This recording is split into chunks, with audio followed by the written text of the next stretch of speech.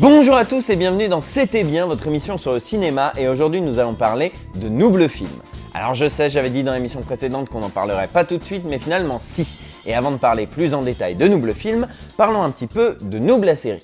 Noob est une web-série créée par Fabien Fournier en 2008. L'action prend place dans un MMORPG baptisé Horizon, qui se déroule dans Olydri, un univers virtuel empreint d'heroic fantasy, et dans lequel évoluent nos 4 héros, Gaïa, Arthéon, Omégazel et Sparadra. Ensemble, ils forment la guilde Noob, qui a la réputation d'être la plus mauvaise guilde du jeu. Mais ensemble, ils vont vivre des aventures dans le jeu et devenir les plus forts du jeu. Noob est une web-série qui a réussi au fur et à mesure des années à se faire un nom dans le web français, mais surtout à développer une communauté de fans très active, moi je dirais plutôt au taquet, autour de cet univers. Univers qui a ensuite été décliné en BD, en roman, en spin-off et bientôt en jeux vidéo et jeux de plateau. Tout ça en fait une importante licence transmédia en France. Mais on y reviendra. Fort de ce succès, et après être arrivé au bout de ses 5 saisons, Fabien Fournier se lance dans un pari un peu fou, Noob le film. Lancé en financement participatif sur Ulule avec un objectif de 35 000 €, Noob le film bat finalement tous les records, et Fabien Fournier décide, avec un résultat final de 681 000 €, de faire non pas un film, mais une trilogie. Et c'est donc le 16 janvier 2015 que sort le premier de ces films, Le Conseil des 3 factions. Alors je vais pas parler pendant des années du crowdfunding en lui-même parce que j'estime qu'en 3 ans tout a déjà plus ou moins été dit. Je ne veux parler que du film et de ses qualités et défauts intrinsèques.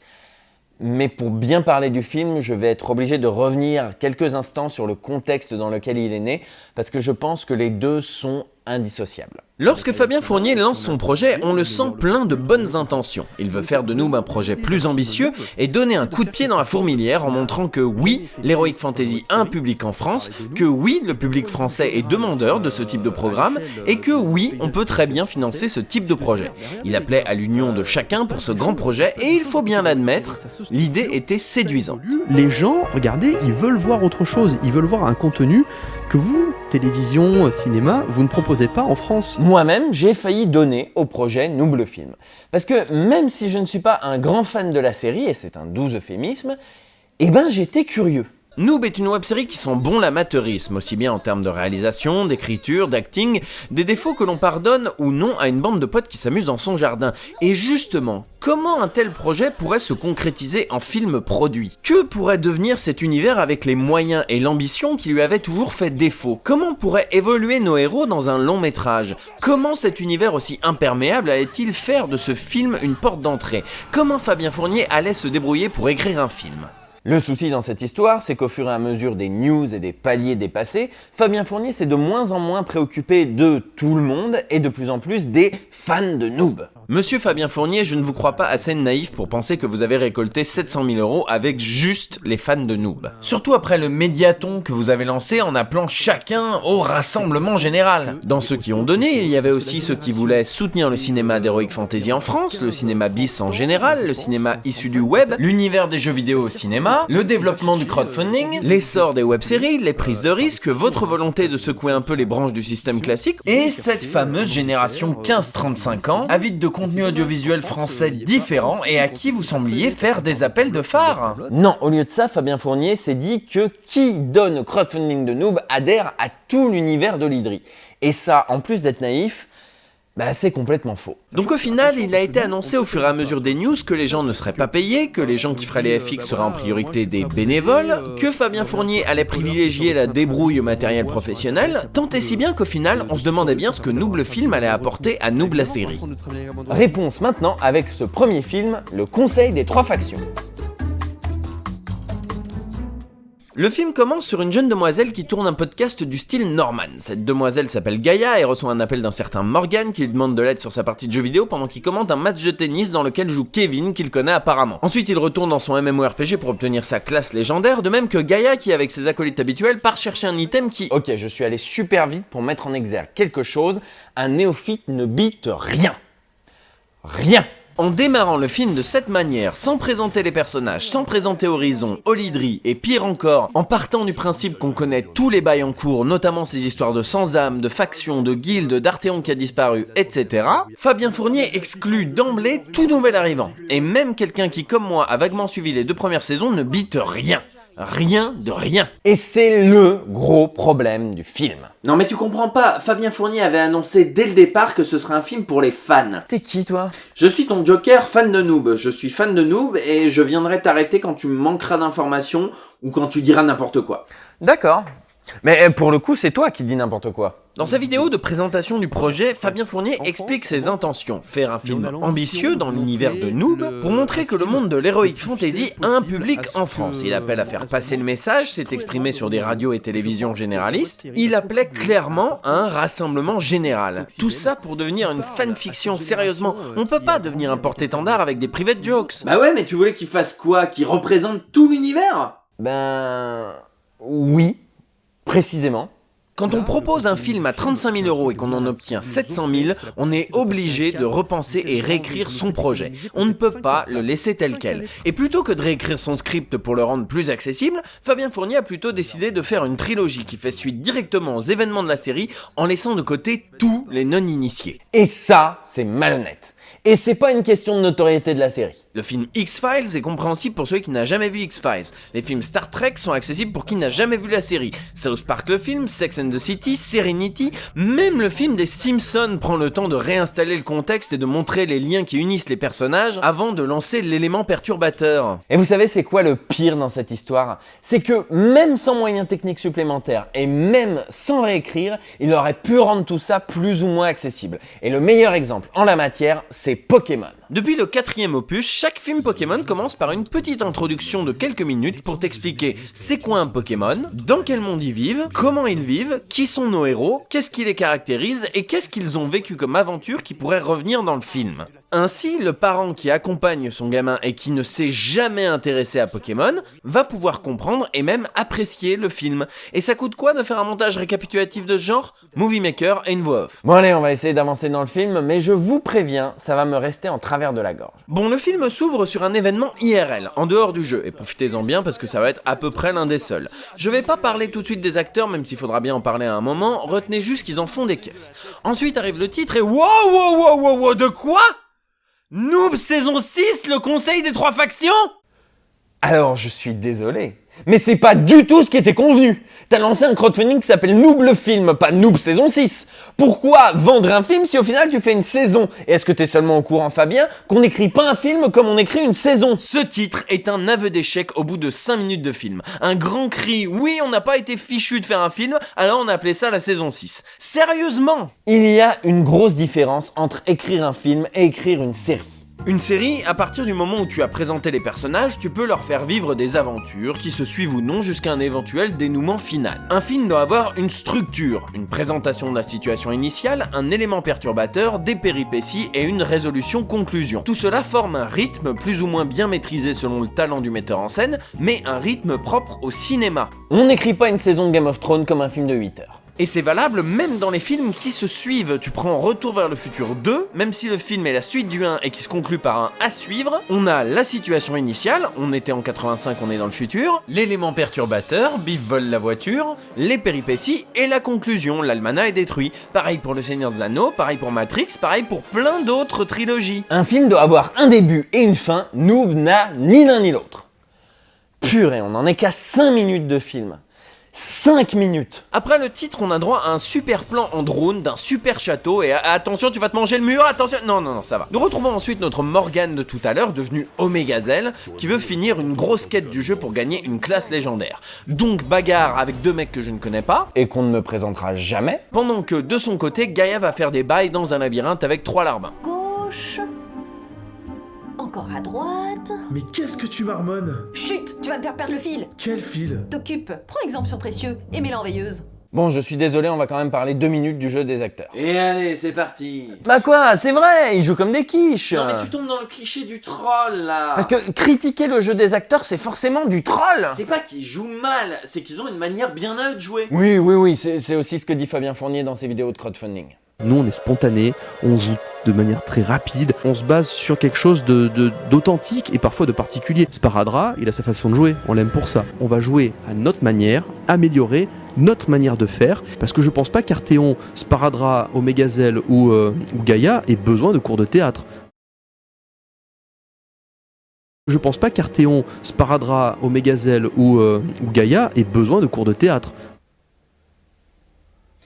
Ouais, je suis pas sûr de cautionner cette phrase. Bah non, surtout pour un film crowdfundé. Alors bien sûr, il est impensable de remplacer les acteurs de la série, c'est une évidence. Et c'est évident aussi qu'on ne peut pas passer du pur cabotinage à la comédie française d'un coup. Mais il n'y a aucun mal à recadrer une bande de potes qui a été en roue libre pendant 5 saisons. Un film crowdfundé, c'est une super occasion de gagner du level à ce niveau au lieu de se reposer sur des acquis discutables. Par exemple en faisant appel sur le tournage à un coach, à un directeur d'acteur, un truc comme ça. Sans rentrer dans le cliché du théâtre, L'amour, la mort, le théâtre. c'est clairement un moyen de s'améliorer. Regardez Raphaël Descraques qui, après des années de jeu sur le tas dans Le Visiteur du Futur, a décidé de prendre des cours de théâtre. Et même s'il s'est arrêté assez vite, ce qu'il y a appris est clairement palpable, sans qu'il soit rentré dans le cliché du théâtre que Fabien Fournier a l'air de craindre. L'amour, la mort, le théâtre. Et dire ils ont une manière bien à eux de jouer, je suis désolé, mais c'est absolument pas une excuse valable. Le coffre est bien là, le boss n'est pas dans les parages. Voilà une affaire rondement menée comme je les aime. Oh, attends. Quoi ? Non, t'as raison, je retire ce que je viens de dire. Enfin, pour Gaïa en tout cas. Effectivement, elle a une manière bien à elle de jouer. Ah, tu vois ? Ouais, elle joue comme une princesse de film Disney. Non, mais c'est pas une blague, c'est pas un troll. Après, c'est aussi sans doute dû à la forme du visage de l'actrice, à ses joues rondes, à sa peau lisse et à ses expressions du visage très marquées, notamment sur les sourires. Mais j'ai vraiment l'impression de voir Anna dans La Reine des Neiges. Tu pousses le bouchon un peu loin là. Oui, merci. Moi je te retourne le compliment. Oh putain, mais ouais, t'as raison. Ah bah tu vois. Pendant ce temps-là, bagarre avec un peu de surjeu au milieu. On a un petit monologue assez mal écrit et imbitable encore une fois pour un profane qui nous explique un peu le background du jeu. Ce qui, je suppose, est important et intéressant. En effet, je les ignore.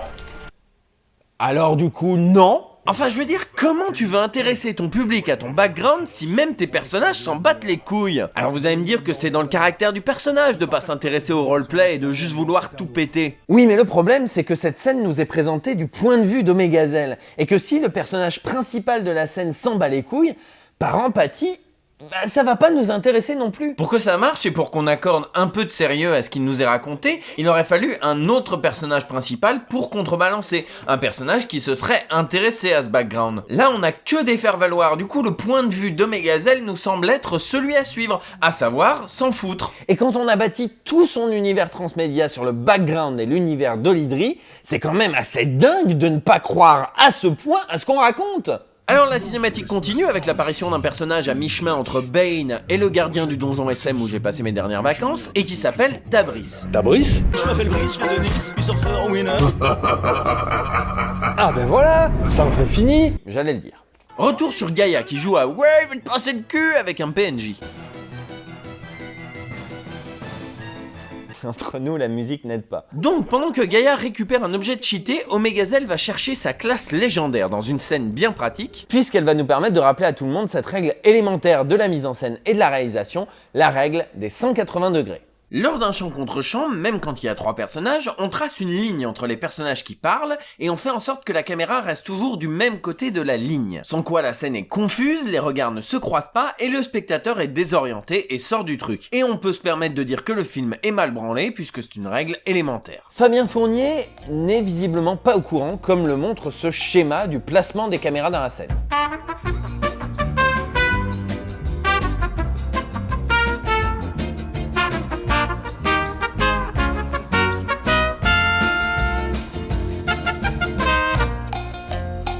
Fabien Fournier ne sait pas réaliser un champ contre champ. C'est pas une rumeur, c'est pas un troll, c'est vérifiable. Et autant je pardonnerais ça à une bande de potes qui tourne une web-série dans son garage, autant j'ai du mal à pardonner ça à des gens qui font de la vidéo depuis 16 ans et à qui on a confié 700 000 balles. Et ça me tue que, entouré comme il est, il n'y ait eu personne dans son équipe pour lui dire « Mec, sans déconner, ce serait pas mieux de filmer toutes les répliques d'un personnage d'un seul coup ?» Franchement, c'est consternant. Nous retrouvons ensuite notre tennisman de tout à l'heure, Kevin Le Pape, alias Sparadrap, lui aussi en pleine partie. Et...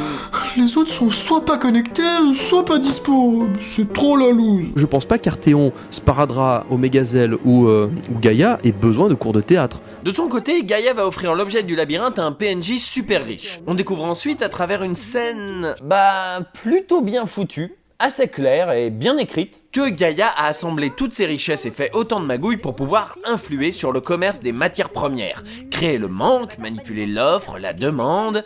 C'est plutôt bien expliqué, même pour un profane, et ça montre bien que ce personnage n'a aucune limite. Une des séquences montées nous montre que Gaïa a dû passer par d'autres personnages qu'elle a créés, des rerolls. Et ça nous introduit assez bien au concept d'identification des rerolls. Ils sont tous joués par la même personne, ici Anne-Laure Jarnet. Retenez bien ça, ça va nous servir plus tard. Petit récap de la situation de chacun sur une map qui rêverait sans doute d'être celle de Game of Thrones mais qui ressemble plus à un jeu Facebook, et on se rend compte que tout le monde se dirige plus ou moins vers la fameuse tour Galamadria. Alors les personnages se retrouvent, se reséparent, le groupe de Omegazel propose d'aller gérer leur quête du côté de J'en sais rien, j'ai rien compris, de suivre la piste du Y'a trop de name drop, j'entrave nada, tandis qu'arrive le célèbre personnage féminin vénère de Je sais pas qui c'est non plus. Et ils partent gérer une suite de quêtes importantes parce qu'apparemment l'avenir du MMO est en jeu, et du coup y a que 6 péons qui s'en occupent. Monsieur Jacques, est-ce que tu as compris le jeu? Ah, je piche que dalle. Et sinon, Fabien Fournier, il en est où dans la règle des 180 degrés?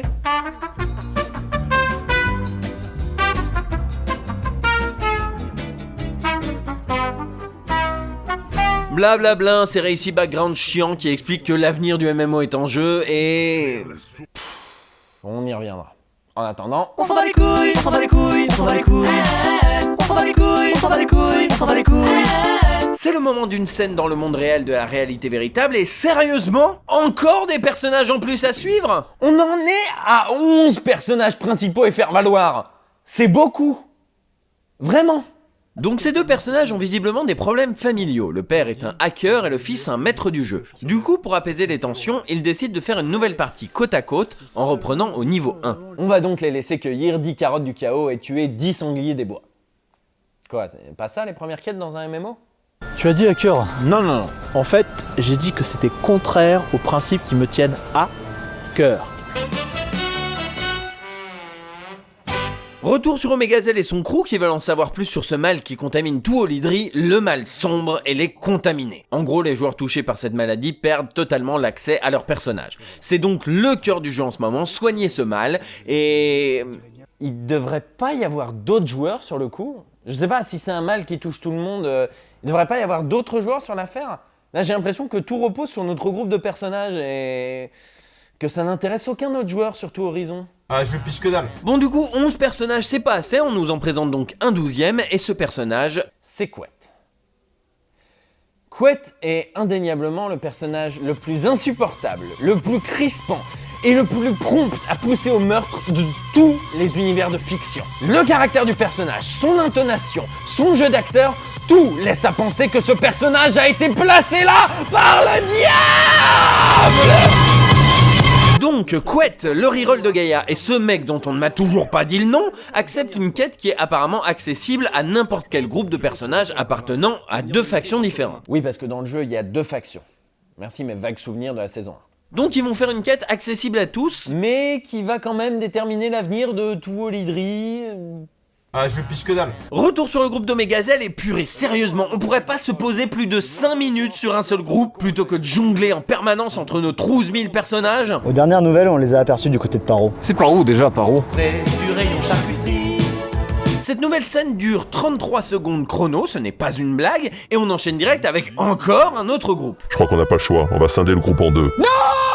Fantôme, oui vous aviez pas son nom, maintenant vous l'avez, se retrouve face à un contaminé et se fait contaminer. Je suis désolé, là j'ai plus accès à rien, le canal vocal est coupé et le chat est grisé. Sur mon écran, tu apparais en tant que PNJ. Bon me voilà devenu contaminé en... C'est ennuyeux. C'est ennuyeux? C'est ennuyeux? Ouh, je t'avais oublié, toi. Putain, mais c'est tout ce que tu trouves à dire? C'est ennuyeux? Putain, mais le personnage, c'est pas Joel Clodo, c'est Fantôme! Depuis la saison 1, il est présenté comme le meilleur personnage du jeu. Il sert de figure de proue dans la publicité, il arrive à vivre de ce jeu, là il vient de perdre son perso qu'il avait galéré à remettre en état, et sa réaction c'est... J'ai perdu mon perso. Ah bah merde alors! Ouais, j'avoue, c'est ballot, moi qui avais passé tant de temps à le remonter niveau 100. Ah, ça craigne du boudin! Putain, mais c'est Fantôme! En plus, c'est ton personnage, Fabien! C'est censé être un événement important du jeu, et toi, tu le mets absolument pas en avant! C'est absolument pas intense! Sérieusement, c'est quoi ton problème? Bon, on va accélérer, sinon on n'aura jamais fini. Alors... On nous présente encore des personnages importants, Gaïa applique le plan dont elle nous a parlé, les péons niveau 1 font des trucs étonnamment super importants, Couette et Machin continuent leur quête étonnamment super importante, Omegazel va chercher des alchimistes sur lesquels je ne m'étendrai pas sous peine d'être mal poli, J'avoue. les personnages et les groupes se croisent, se décroisent, mélangent leur quête et putain je pige rien, c'est trop confus, arrêtez de jongler entre les groupes, structurez un peu votre bordel, nom de nom, on en est à plus d'1 heure de film et vous êtes toujours dans l'exposition du background et des personnages et j'attends toujours mon élément perturbateur, sérieusement vous abusez, c'est pas comme ça qu'on écrit un film bordel, on comprend rien aux enjeux de l'histoire et à l'histoire de manière générale, c'est confus, c'est toujours mal réalisé, mal joué, Et j'en ai marre!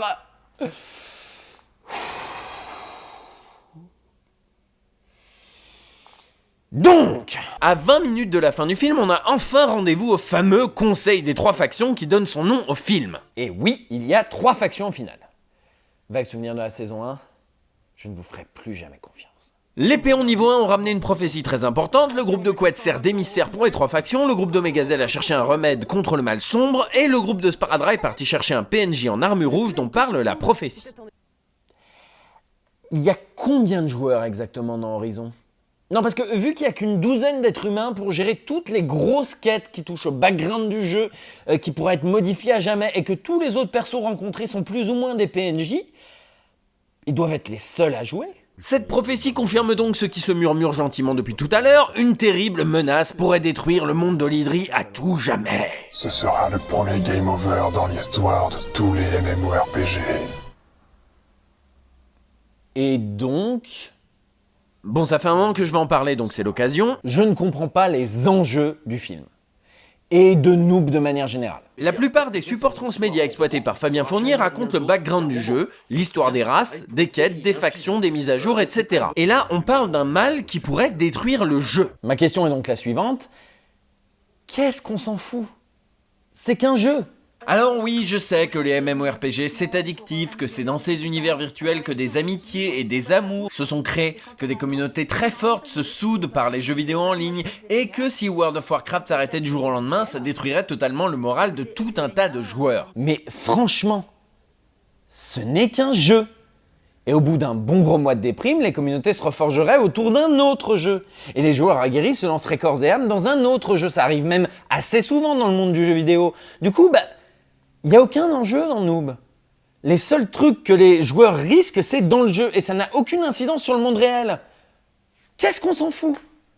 Les seules personnes qui risquent des trucs, c'est les employés et les développeurs, mais ça, le film n'en parle absolument pas. Je vais comparer avec une autre série qui tourne autour des MMO, Sword Art Online. Dans cet animé japonais, on suit des gens qui évoluent dans un MMORPG, qui cherchent du stuff de ouf, qui font des quêtes stylées, qui forment des guildes, exactement comme Noob. Mais il y a une grosse différence, énorme même. Si un joueur meurt dans le monde virtuel, il meurt dans le monde réel. En effet, tous les joueurs se sont connectés avec un casque de réalité virtuelle qui s'est finalement révélé capable d'influer sur leur rythme cardiaque et de les tuer en cas de mort du personnage. Et grâce à ça, on a un vrai enjeu, un vrai danger qui fait qu'on s'intéresse au sort du personnage. Parce qu'on sait que la moindre erreur peut lui être fatale. Si ça n'avait pas été le cas, on s'en serait foutu. Si je me souviens bien, d'ailleurs, dans la saison 2, Arthéon se fait kidnapper IRL, et ça c'était bien. On avait un enjeu dramatique, car la vie d'Arthéon était en jeu. Pour prendre un autre exemple, à savoir celui de Matrix, dès qu'on nous a expliqué que nos personnages évoluent dans un monde virtuel, on s'empresse d'ajouter que si on meurt dans la Matrix, on meurt dans le monde réel. Parce que sinon, y a pas de film. Les agents Smith tuent Neo, ils se déco en disant « Oh zut, j'ai perdu » et ils repopent au cimetière avec un stuff diminué. Tu parles d'un film? Donc un danger menace Olydri, et cette menace, on y arrive, c'est... Arthéon!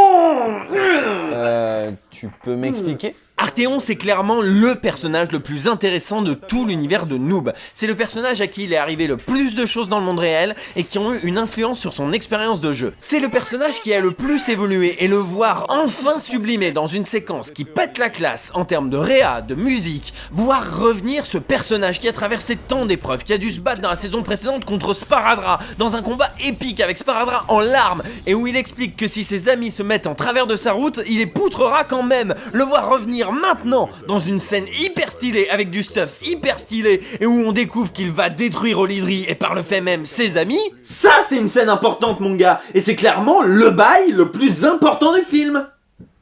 D'accord, je comprends. Donc les 3 factions habituellement ennemies s'unissent pour entraver ce mal, et ils ne sont pas seuls. Salia Zigar, technocrate de rang 1 et émissaire de l'Empire. C'est qui, elle? Bah, c'est Sally Azigar, c'est la néogicienne. Ouais, c'est quoi une néogicienne? Tu sais pas? Bah, faut lire le roman Néogicia, tu comprendras tout. Oh, tu bouges tes doigts comme Gaïa, ça sent pas bon cette histoire. Depuis quelques années maintenant, Fabien Fournier met pas mal en avant le fait qu'il est l'un des seuls en France à vraiment faire du transmédia. À l'inverse du cross-média où on raconte la même histoire sur des supports différents, le transmédia consiste à développer un univers sur plusieurs supports et à raconter des histoires différentes en utilisant les caractéristiques de chaque support. Oui, mais c'est quoi la différence entre le bon et le mauvais transmédia? Alors le bon transmédia, tu vois, il voit une histoire... Arrête. Le bon transmédia, c'est quand les différentes histoires jouent en permanence au ping-pong, quand on retrouve des éléments de la première histoire dans la deuxième, des éléments de la deuxième dans la troisième, vice-versa, etc. Pour autant, quelqu'un qui va lire la première, la deuxième ou la troisième histoire ne va pas forcément avoir besoin d'être au courant du reste pour comprendre ce dont il est question. Les histoires sont connectées, certes, mais restent indépendantes. Le mauvais transmédia, c'est quand le public a besoin de connaître tous les supports pour comprendre ce dont il est question dans l'un d'entre eux. Quand les histoires dépendent les unes des autres et qu'on attend du lecteur qu'il fasse l'effort de se tenir au courant de tous les bails. Et c'est exactement ça pour cette histoire de néogicienne. À chaque fois que je veux parler de bon transmédia, j'utilise l'exemple de Matrix, dont le processus qui accompagnait la sortie de Matrix Reloaded est une excellente illustration. Dans le court-métrage Le Dernier Vol de Osiris, on suit un équipage qui doit à tout prix déposer dans la matrice un message super important dont dépend l'avenir de Zion, la dernière cité humaine. Il y a donc une course-poursuite, l'agent de terrain y arrive in extremis, tout le monde meurt et c'est la fin. Le jeu vidéo Enter the Matrix s'ouvre sur un personnage jusque-là inconnu, Niobe et son pote Ghost. Ils doivent, dans la première mission, aller chercher des informations super importantes laissées par l'équipe d'un autre vaisseau, l'Osiris. Enfin, dans le film Matrix Reloaded, Morpheus rencontre dans le premier quart d'heure un personnage du nom de Niobe qui lui explique qu'elle a des infos super importantes sur une nouvelle menace qui plane sur Zion. Quelqu'un qui a suivi les trois supports a donc une image assez claire de la timeline de cet univers. Pour autant, quelqu'un qui joue à Enter the Matrix doit-il avoir vu Animatrix? Non. Son postulat de départ est suffisamment clair et simple pour que le joueur ne soit pas perdu. Et quelqu'un qui regarde Matrix Reloaded doit-il avoir joué à Enter the Matrix? Non, et heureusement d'ailleurs. L'élément déclencheur, on a de nouvelles infos, est un classique de fiction. Et le fait de connaître la source de cette info, en ayant joué au jeu ou maté Animatrix, est un bonus, et non pas une clé de compréhension indispensable. These geotherms confirm the last transmission of the Osiris. Là pour Néogicia, on n'est pas du tout dans cette démarche-là. Le personnage ne nous est pas présenté, les autres personnages la connaissent et connaissent sa fonction au sein d'Olydri, savent si c'est un PNJ ou un joueur, et Fabien Fournier part du principe qu'on sait déjà tout d'elle. La connaître n'est donc pas un bonus, mais bel et bien une clé de compréhension indispensable. Bon, du coup cette néogicienne c'est quoi? C'est un reroll de Gaïa, c'est ça? Bah non, pourquoi tu dis ça? Ah bah je sais pas, depuis le début du film, les persos qui ont la tronche d'Anne-Laure Jarnet c'est des rerolls de Gaïa, donc je suppose que là aussi. Non, c'est juste qu'on l'a choisi elle pour jouer ce personnage. Pourquoi? C'est une vraie question. Pour l'instant, ce personnage n'était apparu que dans le roman et la BD éponyme, et c'est donc sa première apparition en chair et en os. On nous l'a présentée comme une femme aux longs cheveux rouges, et qu'est-ce qu'a fait Fabien Fournier? Il l'a fait jouer par Anne-Laure Jarnet avec une perruque. Purée, mais à quoi ça sert de faire un crowdfunding si tu restes dans tes combines à 2 ronds pour jouer qu'avec tes potes? Là, t'avais justement de la marge pour faire appel à quelqu'un d'autre pour jouer ce personnage. Ouais, mais non, Fabien Fournier, il a toujours dit qu'il voulait jouer qu'avec ses potes. D'ailleurs, dans la vidéo de crowdfunding... Oui, d'ailleurs, dans la vidéo de crowdfunding, il dit que... Si vraiment on ne trouve personne de passionné qui a envie de nous aider au même titre que nous bénévolement, ah bah oui, là du coup on ira chercher quelqu'un, on dira bon bah les gars, on est sûr, on n'a pas cette compétence. On se payera certaines compétences qui sont hors de notre portée. Fabien, on est pile dedans. C'est pile poil ça. Tu n'as pas d'actrice pour incarner ce personnage à l'écran, sers-toi du crowdfunding pour t'en payer une. Ici, tout ce que tu fais, c'est induire le spectateur en erreur, parce qu'il croit que c'est un autre reroll de Gaïa, tout comme on croit que cette meuf est un reroll de Couette, ou que ce mec est un reroll de... Lui là, je sais pas c'est quoi son nom, c'est Istos. On m'a balancé tellement de noms dans la gueule depuis le début de ce film, j'en ai pas la moindre idée. Bon, donc ça y est, on a notre élément perturbateur. Dommage qu'on soit un quart d'heure de la fin du film. Pendant ce temps-là, Gaïa met son plan final à exécution en devenant enfin maître de la guilde Roxor, qui est la guilde la plus badass du jeu. Il semblerait qu'on ait fini par se comprendre. Tu as l'argent et maintenant le pouvoir. Te voilà chef de la guilde Roxor.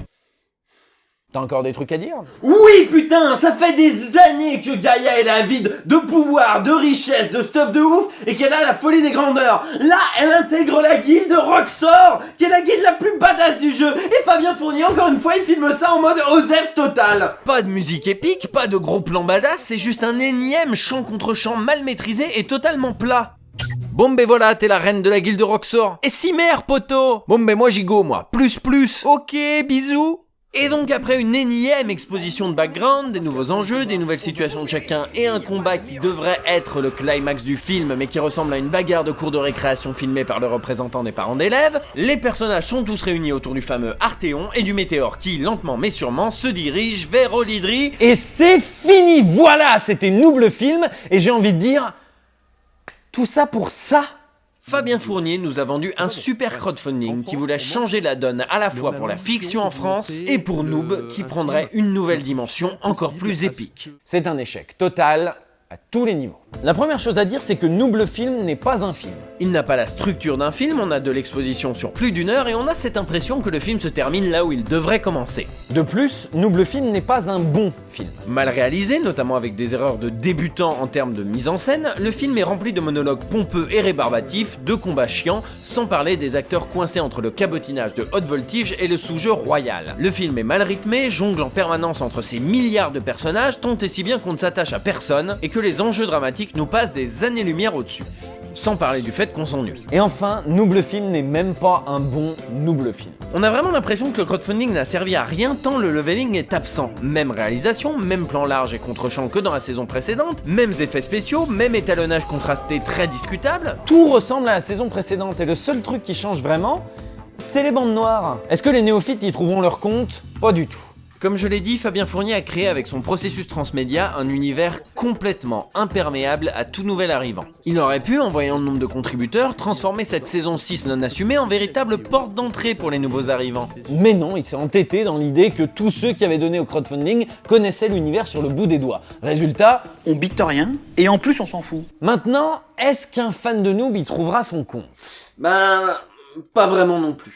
Comme tu l'as souligné, le film manque clairement d'ambition et on est très loin de l'épicness promise par Fabien Fournier dans son crowdfunding. C'est véritablement une saison 6 très similaire à la saison 5. Alors je veux bien croire qu'il y ait des intrigues de la saison 5 qu'il fallait boucler pour passer à autre chose, mais ce n'est pas le film qui doit en pâtir. Quand on se met en avant comme instigateur du transmédia, c'est typiquement le genre de choses qu'il faut boucler dans une semi-saison qui précède le film ou dans un de ses livres intersaison. Et le pire dans cette histoire, c'est que les événements importants de la chronologie Noob, en dehors du retour d'Arthéon, sont traités avec une désinvolture assez incroyable. Fantôme perd son personnage? Osef. Gaïa devient chef de la guilde Roxor? Osef. Sally Azigar apparaît pour la première fois dans la série? Osef Staline. Donc même pour quelqu'un qui suit la série, ce premier film est assez décevant. Alors Noob le film est un mauvais film. Et ça me rend super triste qu'on puisse pas le dire à voix haute sans se faire traiter de sale troll. Dans ma première émission, j'avais dit du mal de Charlie's Angels, je m'en étais moqué et vos retours ont été très positifs. Je vois pas pourquoi je pourrais pas faire la même chose avec le film Noob sous prétexte qu'ils sont sympas. Parce que c'est en faisant des retours critiques mais justifiés aux gens sympas qu'ils s'améliorent. Et vous savez c'est quoi le meilleur exemple de ça? Le deuxième film.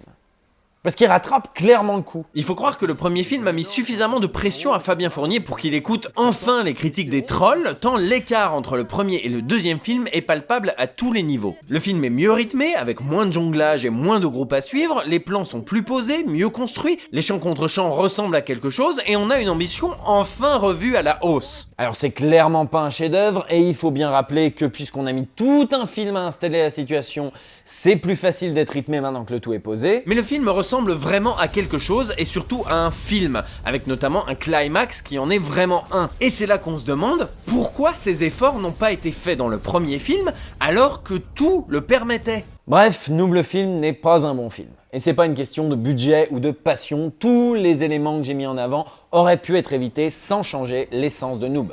Ce film aura au moins permis à son créateur de s'exercer pour la suite, et c'est déjà ça.